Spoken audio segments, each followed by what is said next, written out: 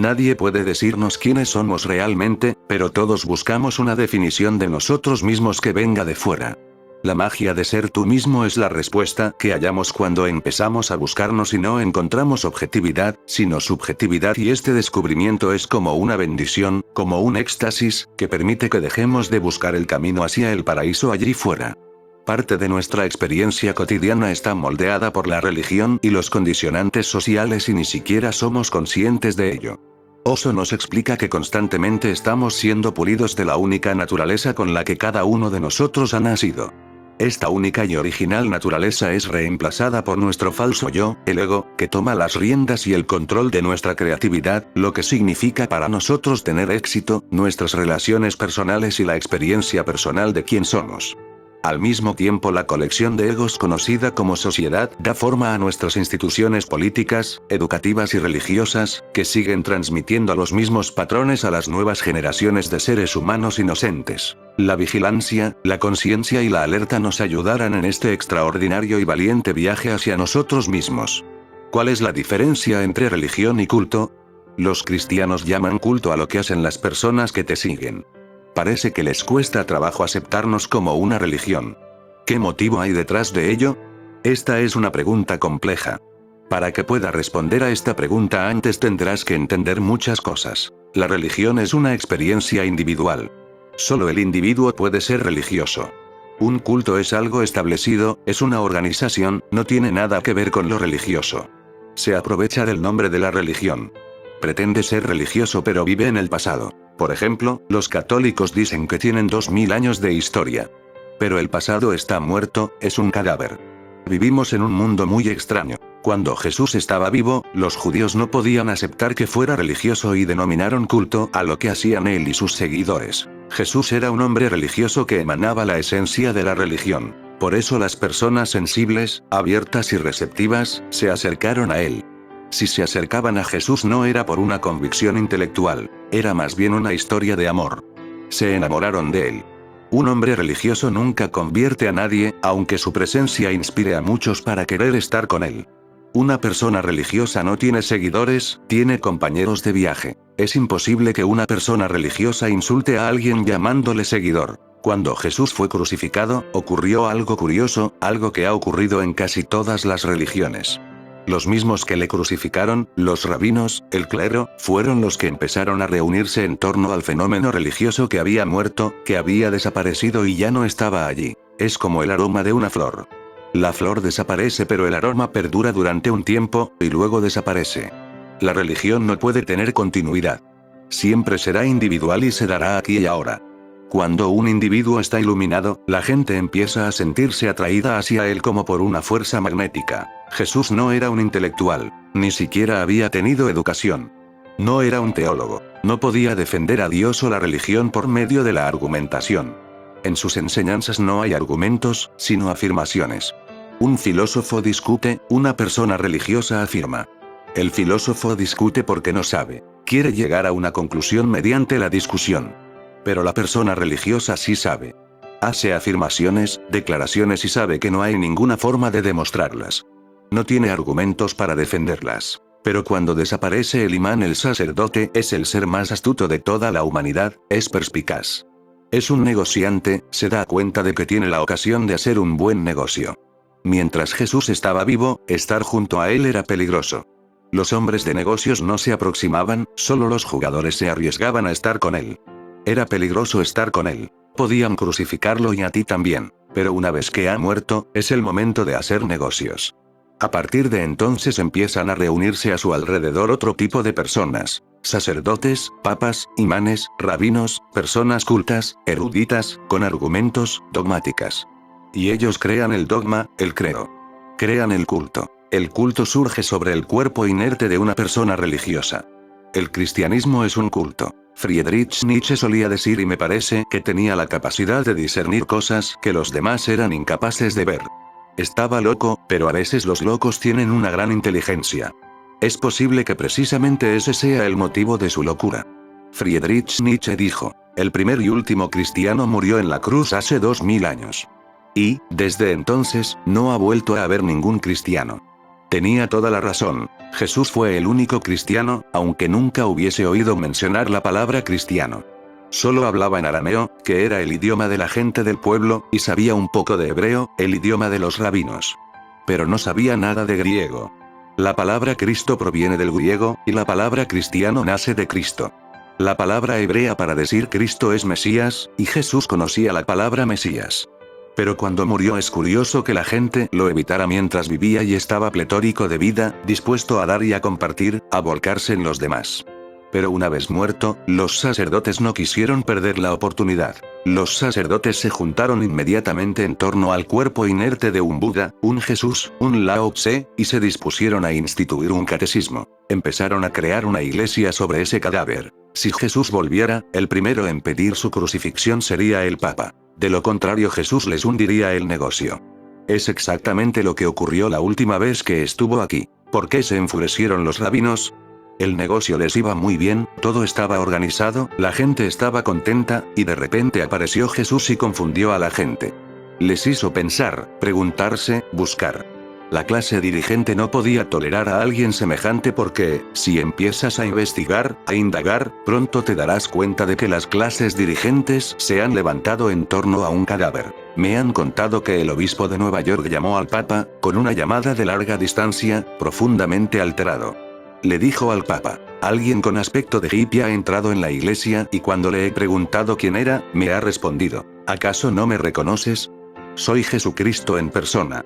¿Qué debería haber hecho en esa situación? El Papa exclamó: idiota. Llama a la policía. Si solo es un hippie no pasa nada.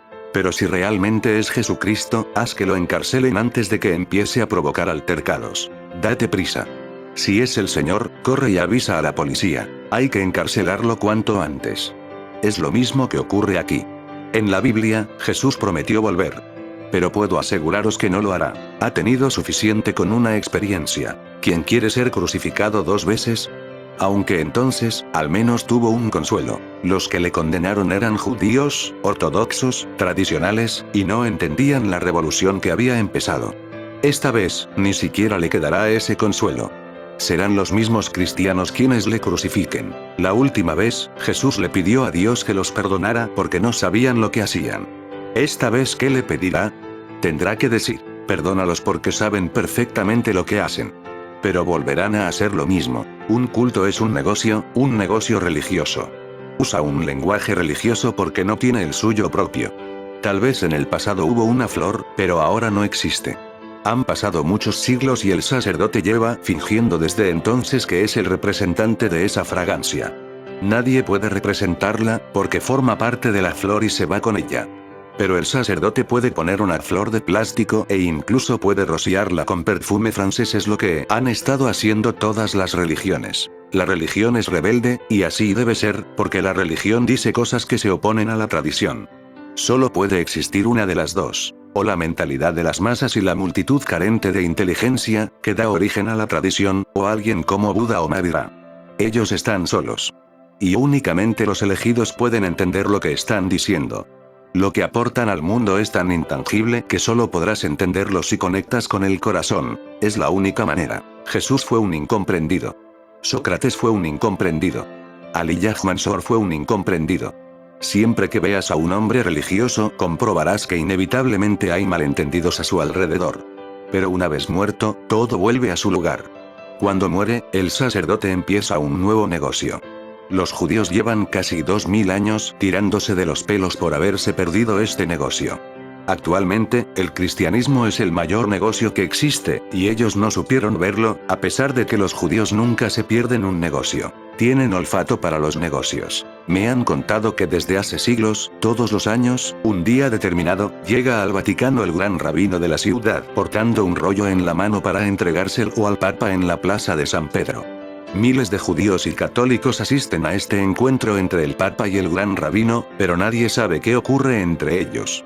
El rabino se inclina ante el Papa y le entrega ese rollo. El Papa también se inclina, y ahí acaba todo. Al día siguiente, el rollo vuelve a manos del rabino, que lo guardará hasta el año siguiente. Desde hace 2000 años ningún papa se ha tomado la molestia de mirar lo que está escrito en el rollo, pero el Papa polaco tuvo curiosidad. ¿Qué es esto? ¿Qué tipo de convención es esta que lleva repitiéndose año tras año? Cada año el rabino se lo entrega al papa, que ceremoniosamente se lo devuelve al día siguiente. Le devuelve el mismo rollo. ¿Qué contiene exactamente? El papa abrió el rollo. Era muy antiguo, tenía 2000 años. ¿Y sabéis qué encontró? La factura de la última cena. Los judíos todavía siguen exigiendo el pago. Por supuesto, Jesús murió sin pagarla. La verdadera religión es una rebelión contra todas las tradiciones muertas, todas las convenciones sin sentido. Es una revolución para que puedan hacer un nuevo hombre, una nueva conciencia. Al culto no le interesa un hombre nuevo. El culto no quiere que nazca este hombre nuevo, porque con el antiguo las cosas ya le van bien, y no hay necesidad de cambiarlo. ¿Quién sabe cómo será el hombre nuevo? Y tienen razón. El nuevo hombre será un problema porque no consentirá que le impongan conceptos estúpidos. Formulará preguntas. No será creyente. Será un hombre que indagará. Dudará, no creerá. Un hombre religioso duda, pero nunca cree. Indaga, porque la duda le lleva a la investigación. Y pregunta hasta que él mismo haya la respuesta. No se trata de creer o de fe, porque él sabe. Si le preguntas, ¿crees en Dios? Te contestará que no. Te sorprenderá que una persona religiosa diga no. Y si le preguntas, ¿eres un hombre religioso pero dices que no crees? Te contestará, sí, y vuelvo a repetirlo. No creo porque sé. La creencia es para los ciegos. Un ciego cree en la luz, una persona que puede ver lo sabe. ¿Crees en la luz? Pero los creyentes son dóciles, están dispuestos a someterse, a acatar cualquier concepto estúpido. Pregúntale a un cristiano, ¿qué significa nacimiento virginal? Todos los cristianos creen en ello. Y si no crees en ello no eres un buen cristiano. Hace apenas unos días un obispo de Londres fue expulsado de su cargo por decir, no creo en el nacimiento virginal. Si no crees que nació de una virgen, no eres cristiano, y por tanto, ¿cómo puedes ser obispo? Estás propagando ideas peligrosas en la mente de las personas. Mañana dirás, no creo en el Espíritu Santo. No podrás evitar decirlo. ¿Quién es ese tipo, el Espíritu Santo? Hace cosas que no son santas, deja embarazada a la pobre Virgen María, y todavía sigue siendo el Espíritu Santo. Si tienes dudas acerca del nacimiento virginal y del Espíritu Santo, ¿cómo podrás creer en Dios? Ya has dudado de dos personas de esa Trinidad. A la tercera no la has visto, y no encontrarás a nadie que la haya visto. Pueden citar las escrituras, pero los libros sagrados no son suficientes para una persona religiosa. Él mismo quiere comprobar la verdad. Es un inconveniente para el culto. No importa de qué culto se trate, hindú, musulmán, católico, judío, es igual, todos son cultos. Quizá hubo un hombre religioso en un principio. Digo quizá porque los clérigos son tan astutos que pueden erigir toda una iglesia sin que exista un hombre religioso. No es imprescindible. Esto me recuerda una historia. Un joven diablo fue corriendo al jefe de los diablos para decirle, haz algo inmediatamente, un hombre acaba de descubrir la verdad. Vengo directamente de allí. Hay que hacer algo. Hay que parar esa verdad o acabará con nuestro negocio. Es evidente que si la gente quiere saber la verdad y empiezan a descubrirla, ¿qué le queda por hacer al diablo? Pero el viejo diablo se rió. Eres demasiado joven, le dijo, y eres nuevo en el negocio. Nuestra gente ya está allí. Yo no he visto a nadie, respondió. Te llevará un tiempo entenderlo, dijo el anciano. ¿Has visto esos sacerdotes que rodeaban al muerto? Sí, asintió. Son de los nuestros, dijo el diablo. No permitirán que la verdad salga de ahí. Crearán un dogma con ella y no dejarán escapar al hombre que ha descubierto la verdad. Él puede descubrirla, pero ellos le rodearán y se convertirán en mediadores entre él y las masas. Son nuestros agentes. Todos los sacerdotes son agentes del diablo. No les interesa la verdad, no tienen ningún interés en la verdad absoluta. Lo único que les interesa es cómo aprovecharse del miedo del ser humano, de la ambición del ser humano. Se aprovechan de tu miedo creando el infierno. Se aprovechan de tu ambición creando el cielo. Se aprovechan de tu sensación de desamparo creando a Dios. Te proporcionan unas escrituras, unos mantras, unas oraciones, y te dicen, con esto te salvarás. Estás protegido. No tienes que preocuparte, no estás desamparado. Y nosotros siempre estaremos aquí, entre tú y Dios, puedes contar con nosotros. Pero no saben nada de Dios. No tienen nada que ver con Él. Sin embargo, Dios es un concepto perfecto para aprovecharse de la gente que está psicológicamente enferma o que tiene miedo, temor. Y eso es lo que le ocurre a toda la humanidad. Cuando aparece un hombre religioso, lo primero que hace es transformarte, no consolarte, porque tu enfermedad no desaparecerá con un consuelo. Solo a través de la transformación podrás ser tú mismo, podrás sentirte satisfecho contigo mismo y con la existencia. Pero al clero no le interesa que estés satisfecho. El clero busca tu insatisfacción. De lo contrario, ¿para qué necesitarías a un sacerdote? ¿Para qué? Él no quiere que seas valiente. Quiere que seas cobarde eternamente, porque solo los cobardes se arrastrarán a sus pies. ¿Qué necesidad tiene un hombre valiente de un sacerdote? No lo necesita. Un hombre religioso destruye la necesidad de un culto. Por eso siempre que hay un hombre religioso y a su alrededor se crea un clima verdaderamente religioso, todos los cultos se enfrentan con él. Es extraño que los católicos digan que somos un culto. Ellos son un culto. Los hindúes nos llaman culto. Ellos son un culto, porque sus personas religiosas murieron hace 2, 3 o 5.000 años.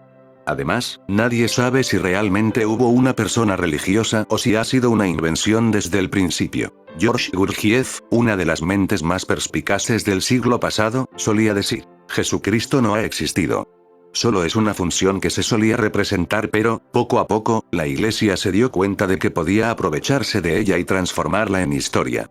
Hay un hecho irrefutable, y es que aparte del Nuevo Testamento católico, en ningún otro sitio se hace referencia a Jesucristo. Si realmente hubiese existido un hombre de la talla de Jesús, es imposible que no se mencionase en las escrituras judías, sobre todo después de haber sido crucificado. La crucifixión hizo que su nombre entrase en la historia. De hecho, la historia se estudia en relación a Jesús, antes de Jesucristo o después de Jesucristo. La historia que conocemos se fecha de este modo. Ese hombre se ha convertido en el centro de nuestra historia. Que alguien tan importante no se mencionase en ninguna parte, ni en las escrituras judías ni tampoco en las romanas, aunque Judea estaba bajo la jurisdicción del Imperio Romano. Sin duda debe de haber alguna mención en los archivos romanos. Cuando se crucifica a alguien tiene que constar en los archivos burocráticos, en alguna parte. Pero nada, excepto en los 4 evangelios que escribieron sus 4 discípulos. Si se extraviasen los 4 evangelios de sus discípulos, Jesús solo sería un rumor. Gurdjieff insistió mucho en que únicamente se trataba de un rumor, y en que las personas interesadas se habían aprovechado de ello inventándose esta historia, y por supuesto han ganado mucho dinero. Mientras yo esté aquí, es inevitable que no te acepten como religión. Pero solo serás religión mientras yo esté aquí. En cuanto me vaya, es mejor que te disperses como una rama. Lo peor es convertirse en un culto.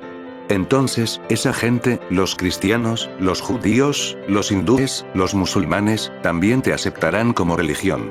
Solo te aceptarán como religión cuando te hayas convertido en un culto. ¿Te das cuenta de la extraña forma de pensar del mundo?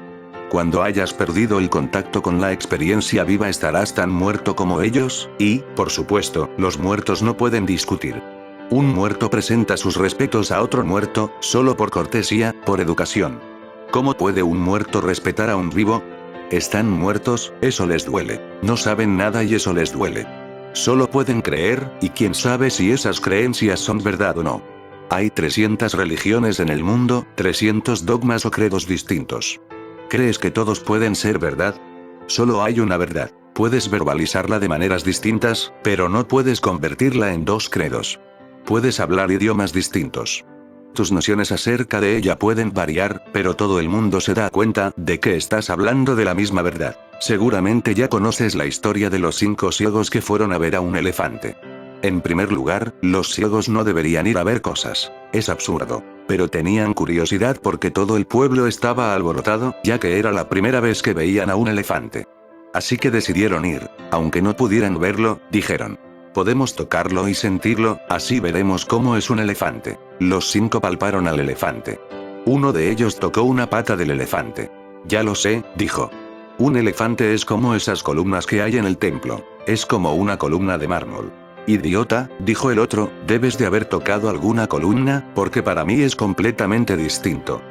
Estaba palpando una oreja del elefante y dijo: es como un abanico. En la India, antes de que hubiera electricidad, se colgaban abanicos del techo, y una persona, un pobre, tiraba de la cuerda durante todo el día para que hubiera aire fresco, por lo menos para los ricos. También podían ponerse 2 personas, una a cada lado, para darte aire con 2 grandes abanicos con forma de oreja de elefante. Eso que dices es imposible, dijo el segundo. El tercero los contradijo a ambos, y el cuarto a los otros tres. Sois idiotas, dijo el quinto. No debería haber venido con vosotros. Es un cepillo, había agarrado la cola, tanto escándalo para nada. Es un cepillo que cuelga de algo, aunque no sé de dónde porque no puedo ver. Estuvieron discutiendo todo el camino de vuelta a casa. ¿Cómo puedes saberlo si eres ciego? Antes tendrás que aceptar que no puedes ver. Si no lo aceptas será muy complicado. Los cultos no tienen ojos. He hecho la misma pregunta a obispos, rabinos, shankaracharyas, monjes jainistas y bhikkhus budistas. ¿Lo habéis experimentado? Sed francos y sinceros por una vez. Todos me respondieron lo mismo. En privado podemos decirte que no lo hemos experimentado, pero si nos lo preguntas en público, negaremos que lo hemos dicho, porque en público tenemos que fingir. Hemos estudiado. La primera vez que di una conferencia en Mumbai en 1960 también participaba un monje jainista. Éramos los dos ponentes de la conferencia. Él habló antes que yo porque se trataba de una persona muy conocida, y yo era totalmente desconocido. Cuando terminó y yo me puse de pie, la gente empezó a abandonar la sala. Tuve que pedirles que se quedasen durante 5 minutos. Y cuando hubiesen pasado esos 5 minutos podrían marcharse o sentarse. Por supuesto, como les había pedido que se quedasen 5 minutos, lo hicieron por educación. Solo 5 minutos. Mirad el reloj y luego abandonad la sala. No hace falta que os quedéis, les dije. Pero quiero deciros algunas cosas. En primer lugar, el hombre que ha hablado antes no sabe nada. Es un idiota. Muchos de los que estaban de pie se sentaron. 5 minutos. Les dije. Luego podéis seguir de pie, podéis sentaros o marcharos. Aquel hombre había hablado de Mahavira, el fundador del jainismo. Su verdadero nombre era Vardhaman. Mahavira es un nombre que le dieron. Mahavira quiere decir muy valiente, un gran guerrero, porque en el jainismo hay que conquistar la verdad. Ese es el significado exacto de jainista. Significa el conquistador. Jainismo significa la religión que te enseña a conquistar la verdad, y Mahavira la conquistó, por eso le pusieron el nombre de Vardhaman. Ahora casi nadie conoce el nombre Vardhaman. Ese monje decía, Vardhaman era hijo de un rey, renunció al palacio, al reino, y se iluminó. Usaba los dos nombres indistintamente, Vardhaman y Mahavira, pero como todos los presentes eran jainistas, le entendían. Pero yo les dije, este hombre no se da cuenta de que está hablando de dos personas distintas, está confundido. Ellos me miraron. Vardhaman era una persona, Mahavira era otra completamente distinta.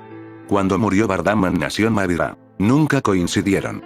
Este hombre ha hablado como si se tratase de la misma persona y ha dicho que Mahavira ha nacido para redimiros del sufrimiento y la miseria. Eso es mentira, proseguí, porque Mahavira mismo dijo, nadie puede hacerte infeliz o feliz, excepto tú mismo.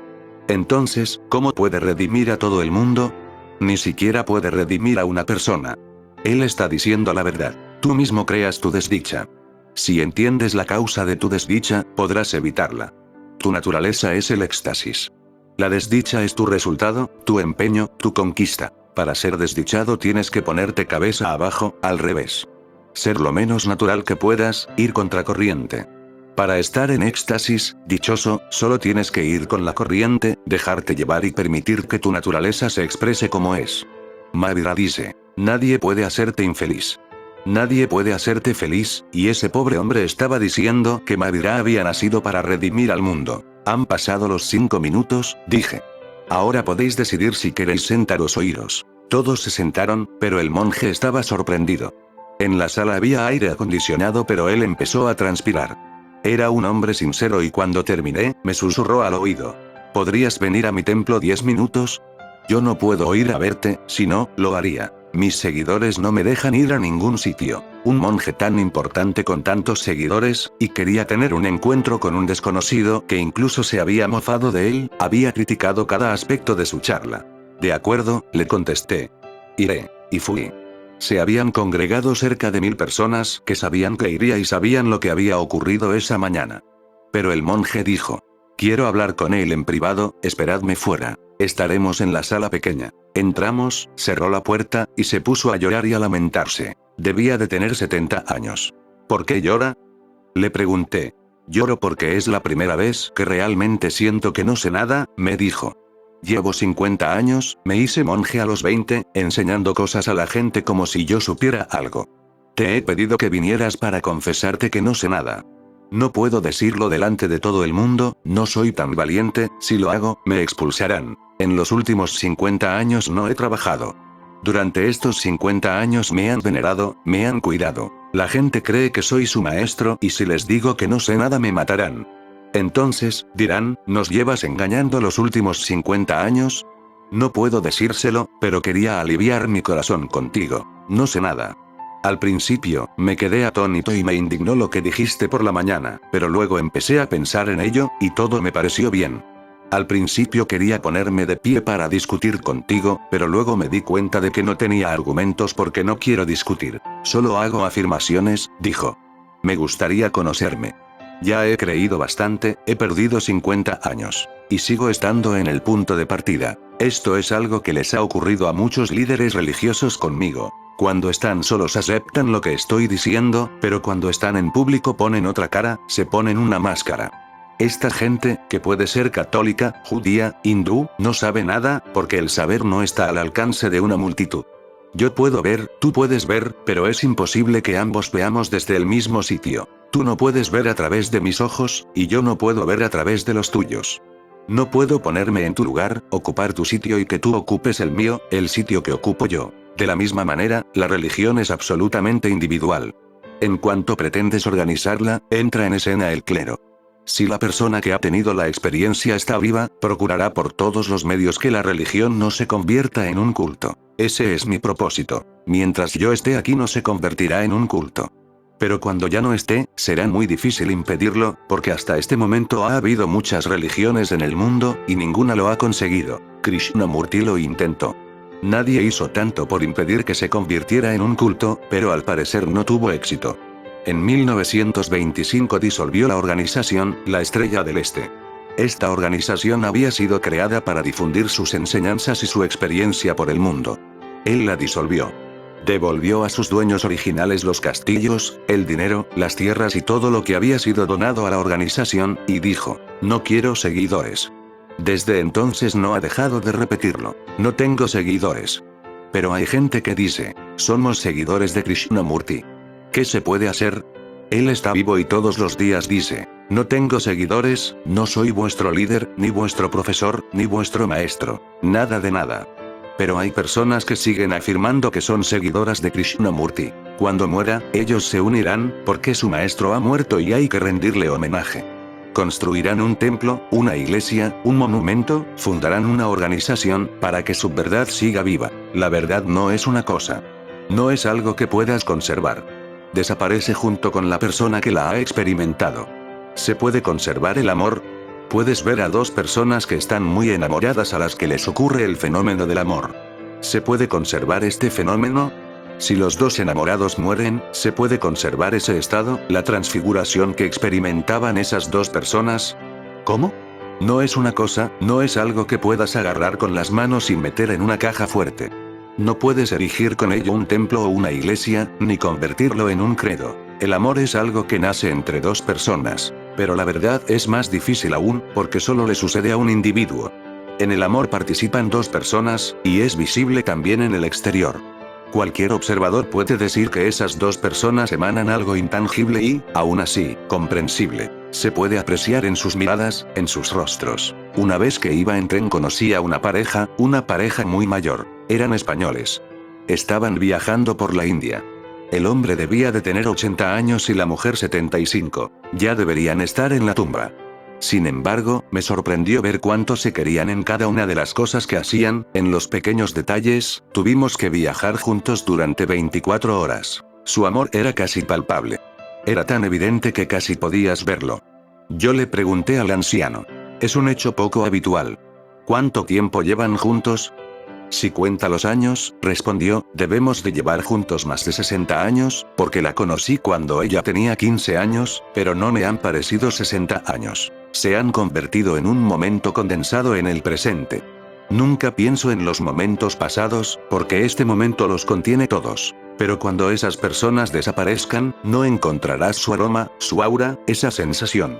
Eso también desaparecerá. Es demasiado sutil. Con la verdad es todavía más difícil, porque es un solo individuo quien experimenta su propio ser y se llena de éxtasis hasta tal punto que si se lo permites, se desbordará. Si estás dispuesto, podrá incluso adentrarse en tu interior. Pero si te resistes y te opones es un fenómeno tan delicado que no ocurrirá si hay resistencia, y entonces te lo perderás. Por eso, la persona que llega con prejuicios, con negatividad o con ideas predeterminadas, se lo perderá. Si llega con un espíritu abierto, vulnerable, entonces podrá saborear lo que es la religión, podrá degustarla. La única forma de saberlo es estar junto a una persona religiosa. Es contagioso. Pero abrazando al Papa polaco no lo conseguirás. Porque no hay nada, un polaco es un polaco.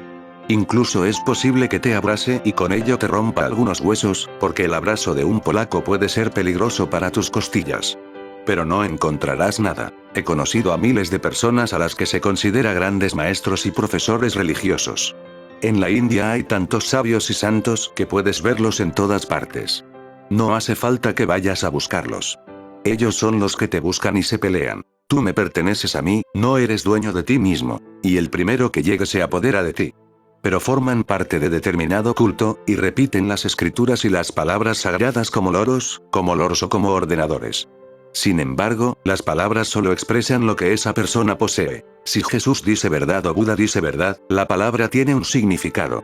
Pero si el monje budista dice verdad no tiene ningún significado. Se trata de una palabra vacía, sin contenido. Preguntas por qué no pueden aceptarte como auténtica religión. Es evidente. Están en el mercado. Todo el mundo está comprando y vendiendo su producto. Ahora te has convertido en su competidor, porque empiezas a vender cosas que tienen más atractivo por el hecho de estar vivas. Y tienen miedo de que sus jóvenes, sus hijos e hijas se sientan atraídos por ti, que es exactamente lo que está ocurriendo. No están equivocados. Eso es lo que les saca de quicio. Esta gente debería estar en la iglesia o la sinagoga. ¿Qué están haciendo aquí, en este lugar? Deberían estar escuchando al rabino, al reverendo. ¿Por qué están aquí? Y cuando te ven, no consiguen imaginárselo. Tienen una idea preconcebida. Si eres una persona religiosa deberías encajar con esa idea. Yo hago todo lo posible para que no encajes en la idea de nadie, ni siquiera en la mía. Y puedas ser tú mismo. Mi enfoque religioso es devolverte a tu ser. Te han secuestrado. Te han velado y condicionado de todas las formas posibles. Han cerrado todas las puertas que te permiten acercarte a tu ser. Mi trabajo consiste en abrir todas las puertas y ventanas. Y si puedo suprimir las paredes y hacer que estés a cielo abierto, sabrás qué es la religión. Te pondrán todo tipo de calificativos. Para ellos, el culto es censurable, así que dirán que practicas un culto. El otro día estaba viendo un canal de televisión en el que un rabino y dos sacerdotes cristianos, uno debía de ser católico y el otro protestante o algo así, discutían acerca de mí y de lo que ocurre en este lugar. El rabino afirmó: es un culto. ¿Qué es un culto, y cuál es la diferencia entre un culto y una religión?, preguntó el presentador. Estoy completamente de acuerdo con lo que respondió el rabino, pero por motivos distintos. Un culto es cuando una persona carismática hipnotiza a las personas que le rodean, dijo el rabino, las magnetiza, pero al morir esa persona, la gente se dispersa y no se crea una tradición. Eso es un culto. Él dice lo mismo que digo yo, exactamente lo mismo, pero por motivos distintos. Si el culto sobrevive a la muerte del fundador, dice él, entonces se convierte en una religión. Cuando Jesús estaba vivo, se trataba de un culto, debido a su personalidad carismática. Cuando Jesús murió se convirtió en una religión. Es extraña esta idea, que una religión nazca de un culto. El culto no debería ser algo reprobable. Es la madre de la religión, es el útero de donde nace la religión. Es la religión en potencia. Pero él decía, el culto tiende a desaparecer porque la persona carismática era quien mantenía unida a la gente con su carisma.